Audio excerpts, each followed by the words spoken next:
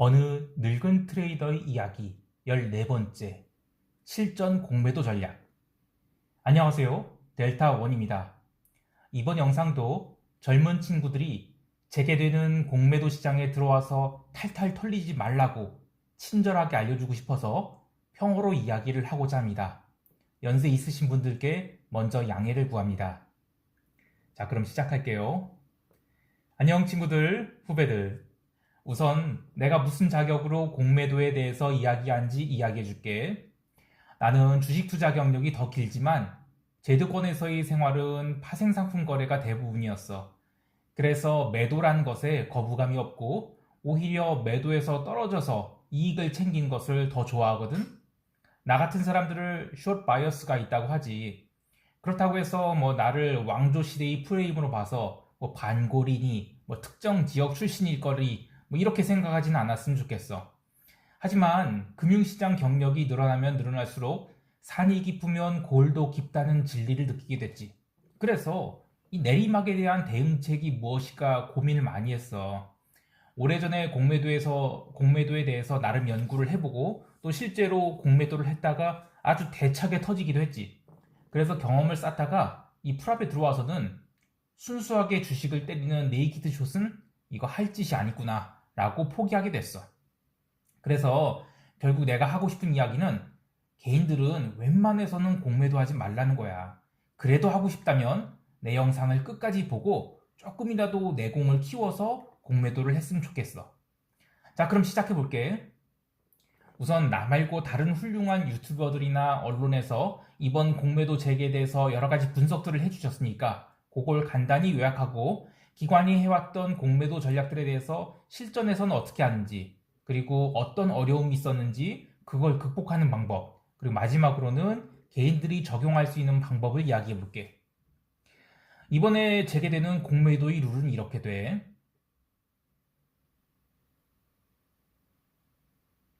첫 번째, 대상 종목은 코스피 200과 코스닥 150 종목. 자, 여기서 우리는 힌트를 얻어야 돼. 진짜 고평가가 심각하다고 생각되는 이른바 개잡줄에 대해서는 공매도를 왜 허용하지 않았을까? 나는 금융당국이 욕 먹기 싫어서 한 행동이라고 봐. 무슨 이야기냐면 공매도라는 게 진짜 만만치 않은 일이거든. 최근에 일어났던 미국의 그 게임스탑 사건에 대해서도 알 수 있듯이 공매도 잘못 쳤다가는 저 세상을 가는 수가 있어. 그런데 공매도 재개해놓고 나서 저런 사건이 일어나면 당국은 어떻게든 욕을 먹을 수밖에 없지. 자, 그런데 이번에 공매도가 재개된 종목들은 이른바 해지가 가능한 종목들이야. 선물과 옵션으로도 해지를 할 수 있고 또 ETF로도 해지를 할 수가 있지. 자, 해지 방법 자세한 거는 이따가 이야기할게. 포인트는 이번에 공매도 재개는 기관들과 외국인들을 위해서 열어준 것이다 라고 봐야 되는 거야. 자, 둘째, 이번에 풀리는 수량은 2조 5천억도 안 돼. 그래서 유통대주나 신용대주 풀 안에서 때리라는 건데 이게 개인이 할 수 있는 공매도의 양이야. 근데 잘 생각해봐. 내가 개별 종목 잘 찍어서, 그러니까 알파 전략으로 돈을 버는 것도 만만치 않은 일인데 숏으로 알파를 낸다? 이거 굉장히 힘든 일이거든. 자, 현재 종합주가지수가 3200이라고 할 경우 7% 빠져야 3000선 내려온다고. 물론 지수가 7% 내려오면 개별 종목들은 거의 15%쯤 박살 날 거야. 자, 그러면 개별 종목 공매도에서 15% 이익을 낸들 그 이익이 얼마겠어? 2조 5천억에서 15% 해봐야 3,750억이라고. 그리고 그렇게 개별 종목 때렸다고 해서 한 방에 커버링 나오잖아? 그러면 실제로 15% 이익 챙기는 거 쉽지 않아요. 그래서 나는 이번에 개인들에게 공매도 풀어줬다고 해서 지금 개인들이 공매도에 참여하는 것은 위험하다고 봐. 다만 일단 방법이 생겼으니까 나중에 시장이 탐욕에 차 있을 때 공매도에 참여할 수 있는 기회가 열린다는 점에서는 잘 된 거라고 생각해. 셋째, 공매도 비용이야. 우선 비용은 이 주식을 빌리는 비용과 시간 비용 이 두 가지로 나눠서 생각해 볼게. 주식을 공매도하고 싶으면 먼저 빌려야 돼. 이건 기관 투자자와 개인 투자가 다른데 기관의 경우에는 백오피스라는 지원 부서가 있어. 아침에 메신저로 대차 풀을 신청하면 알아서 빌려와. 그리고 때리는 거야. 개인 투자자는 그런 거 할 필요 없고 HDS에 보면 대주 가능 종목 그리고 수량 요걸 보여주는 화면이 있어. 아 참, 상식으로 이야기할게. 유통대주라는 게 있고 신용대주라는 게 있어. 뭐 자기대주라고 하기도 해. 자, 유통대주는 뭐냐면 증권금융이라고 해서 자기 장부가 없는 중소형 증권사들이 공동으로 이용하는 수탁기관이야. 거기서 주식을 빌려다가 때리는 거고, 신용대주 혹은 또는 자기대주라는 것은 증권사들이 보통 대형 증권사 얘기하는 거야. 자기 장부 내에서 누군가가 고객들이 이제 신용으로 매수한 주식 있잖아. 그걸 빌려주는 거야. 자, 그래서 내가 어떤 종목을 때리고 싶어. 그러면 먼저 자기가 거래하는 증권사 내에서 이 자기대주, 신용대주 가능 여부랑 수량을 확인해봐. 거기서 없으면 증권금융에서 관리하는 유통대주를 알아봐. 거기도 없자? 그러면 일단 중소형 증권사는 더 검색할 필요 없고 나머지 대형사들 HD에서 찾아보면 공매도 수량을 찾아낼 수 있을 거야. 다시 이야기로 돌아와서 주식을 빌리는 비용이 아주 비싸요. 자, 그런데 반대로 생각해보면 증권사는 돈을 빌려줘서 주식을 싸게 할 때, 그러니까 주식 신용 매수에도 이자를 세게 받지. 그런데 주식을 빌려주는데도 이자를 세게 받는다? 아이, 나쁜 녀석들. 이래서 양쪽으로 장사를 한다니까. 물론 최악의 경우는 언제든지 있지. 바로 디폴트 리스크야. 이거는 결국엔 증권사가 떠안게 되거든? 그래서 이번에 개인들은 담보 비율을 140%를 적용한 거야. 그러니까 해당 종목에 공매도를 쳤는데 다음날 상한가를 가도 웬만해선 반대 매매를 칠 수 있는 거야. 그렇게 리스크를 관리하고 있는데 개인한테 양쪽으로 비싸게 받는다는 것은 난 참 문제가 있다고 봐. 아무튼 내가 포지션을 잡으면 그 종목이 내가 지불하는 공매도 비용보다 더 많은 수익을 내줄 것이라는 확신이 있어야만 잡을 수 있는 거야. 자, 시간 비용은 또 무슨 이야기 할까? 개인은 이 신용대주나 유통대주 풀 안에서 공매도를 할 수 있으니까 최장 60일 이내에 포지션을 털어야 돼. 그러니까 내가 아무리 포지션을 잘 잡았다고 해도 60일 넘어서야만 이익이 나잖아? 그럼 나한테 의미가 없어요. 그래서 공매도는 타이밍이 정말 중요해. 처음부터 빵 하고 치는 게 아니라고. 공매도야말로 분할해서 들어가고 펀더멘털에 대한 분석이 중요하지. 여기서 응징 하나 하고 가자. 내가 아주 싫어하는 사람 중에 정이라고 한국 주식투자자 연합회 대표라는 사람이 있어. 이 사람이 주장은 뭐 기관과 외국인은 연장하면 10년까지도 공매도 포지션을 연장할 수 있어서 사실상 승률이 100%까지 나올 수 있으니까 기관과 외국인도 공매도 의무 상환 제한을 개인처럼 60일로 변경해야 합니다. 뭔 개소리야. 어쩌면 이렇게 이기적일 수 있을까? 형평성을 따진다면 개인도 의무 상환 제한을 10년까지 연장하라고 하는 게 맞지 않아? 그리고 무엇보다도 실제 기관에서는 저렇게 포지션을 무한정 연장할 수 없어. 왜? 평가 손실이 데일리로 보고가 되는데 해지를 한 포지션이랑 숏 잡은 포지션의 그 이익 격차가 손익 격차가 벌어지잖아? 그래서 총 손실이 한도를 치게 되면 닥치고 손절이야. 무슨 놈이 연장은. 하여간 이 사람 말은 무조건 걸러야 된다니까.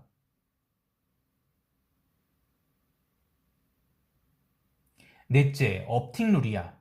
업팅 룰은 공매도를 칠 때 아래 호가로 치는 게 아니라 매도 1호가 위로 매도 물량을 쌓아서 그게 체결되는 경우에만 공매도가 처리된다는 거야. 이거 피하는 방법. 이런 거 알려줘도 되나? 자, 봐봐. 이거 조금 어려울 수 있지만 여태까지 기관들이 잔뜩 해왔던 방법이거든? 자, 가장 간단한 방법은 해당 종목에 주식 선물이 있으면 그거 선물 매도하면 돼. 근데 그거 안 되는 경우가 많거든. 자, 이런 방법이 있어. 자, 내가 코스피 200 또는 뭐 코스닥 150 바스켓 내에서 뭐 10개 종목에 50억 원 정도를 공매도를 하려고 그래. 그럼 총 한 500억 되겠구나? 자, 그러면 일단 주가지수 선물 5천억을 매도를 쳐. 그러면서 코스피 200 종목 바스켓 그 구성비대로 주식을 사는데 아까 공매도할 주식들 10개만 사지 않는 거야. 그리고 나머지 4,500원어치 갖고 코스피 200 바스켓 주식을 사는 거야. 그럼 어떻게 돼? 선물 5천억은 매도, 코스피 200 주식 바스켓 4,500원어치는 매수돼서 상계가 되니까 시장 중립 포지션이 되지. 그런데 아까 공매도를 칠 생각으로 그 골라놓은 10개 종목은 원래는 500억 원치 주식을 샀어야 돼. 근데 주식을 안 샀지. 그럼 뭐야 이 포지션은? 공매도를 한 거나 동일한 포지션이 되는 거야. 이러면 업틱을 피하고도 공매도 한 거나 똑같지? 게다가 이것은 대차 비용도 안 물어요. 그리고 공매도 신고 할 필요도 없어요. 그래서 사실 기관이나 외국인이나 어떤 규정을 만든다고 해서 그것에 묶이는 경우는 별로 없어. 다 피해갈 수 있다고. 마지막으로 무차익 공매도에 대해서 강력한 제재를 이번에 가한다는 얘기를 해볼게. 이거는 종종 사고가 나서 그러는 거라서 나도 찬성이야. 근데 이게 문제가 된 이유를 설명해 볼게. 내가 지금은 기관 투자자 딱지를 뗀 지 오래돼서 이거 최신 정보는 아닌데 그래도 뭐 최근까지 문제가 된 거니까 이야기를 해볼게. 너희들 고빈도 거래 혹은 고주파 거래라고 들어봤어? 영어로는 HFT, High Frequency Trading이라고 해서 한마디로 주문을 무지하게 빨리 내는 시스템이야. 그런데 주문을 빨리 내려고 하면 주문을 내는 절차를 최대한 줄여야 돼. 증권사에서 주문을 빠르게 내려면 미니 원장이라는 걸 쓰거든? 그러니까 원래 주문을 낼 때는 커다란 장부에 적은 다음 주문을 써야 되는데 모든 고객이 같이 쓰는 장부에다가 주문 내어 기록하고 주문을 쏘기에는 시간이 너무 많이 걸려. 그러니까 이런 고주파 거래를 하는 사람들을 위해서는 아예 별도의 꼬마 장부를 쓰는 거야. 물론 아무나 그렇게 해주진 않고 한 달에 영업이익 기준의 수수료만 최소 5천만 원 내야 이런 장부를 쓸 수가 있어. 참고로 영업이익 기준 수수료가 5천만 원이 나오려고 하면 실제 계좌에 찍히는 수수료는 최소 몇 억 단위부터 출발이야. 물론 세금은 별도지. 아무튼 이들은 이렇게 대차한 풀 내에서 주문을 쏘고 장마감 무렵에 얼마 공매도가 체결됐다라고 확정을 지어. 물론 대차한 풀 내에서 주문을 쏘긴 하는데 간혹 트레이딩 엔진에 문제가 생겨서 아니면 로직에 하여튼 뭐 문제가 생겨서 과하게 주문이 나갈 때가 있어. 그러면 대차한 양보다 더 많은 주문을 체결시킬 수도 있거든? 이게 바로 무차익 공매도인 거지. 물론 장마감 전에 백오피스에서 알아서 부족한 수량 대차해 갖고 오긴 하는데 간혹 사고가 날 때도 있다고. 그런데 만약 전산상으로 공매도 신고를 하고 주문을 나가게 한다면 속도가 생명이라 최대한 가볍게 만든 미니 원장에다가 이것저것 더 붙여야 되는데 과연 HFT 거래자들이 그걸 그대로 받아들일까? 내 생각에는 이걸 또 회피할 짱구를 걸릴 거라 봐. 어쨌든 이제는 무차익 공매도 사고를 일으키면 주문 낸 금액의 몇 배를 과징금 때려버린다고 하니까 뭐 시범 케이스로 걸리지 않기 위해서라도 조심은 하겠지.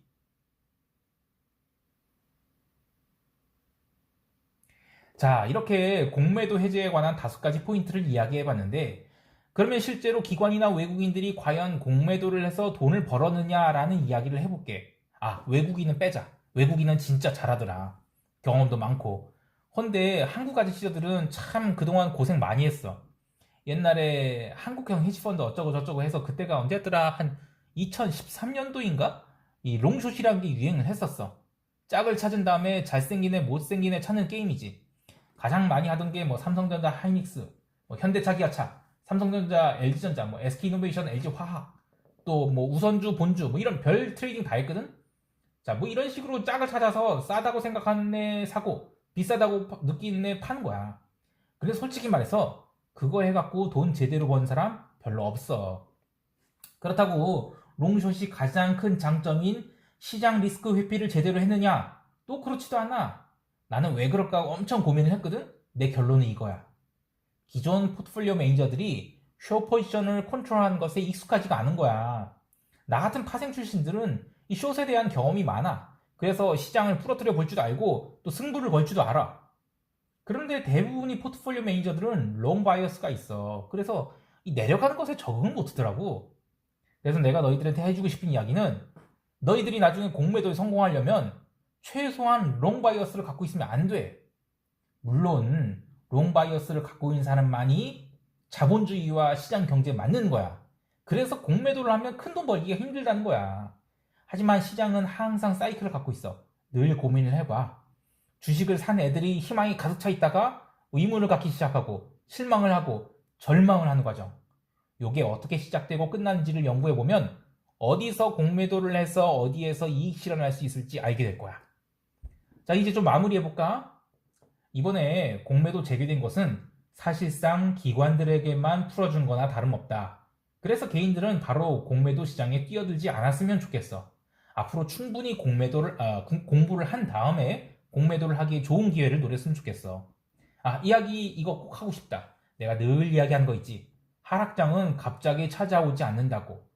가령 갑자기 무슨 사건이 터졌어. 그러면 일순간 크게 빠질 수 있어도 그것으로 인해서 계속 줄줄줄 몇 달이고 밀리는 것은 흔하지 않아. 거대한 배가 갑자기 방향을 틀기 힘든 것처럼 시장의 방향은 천천히 바뀌게 된다고.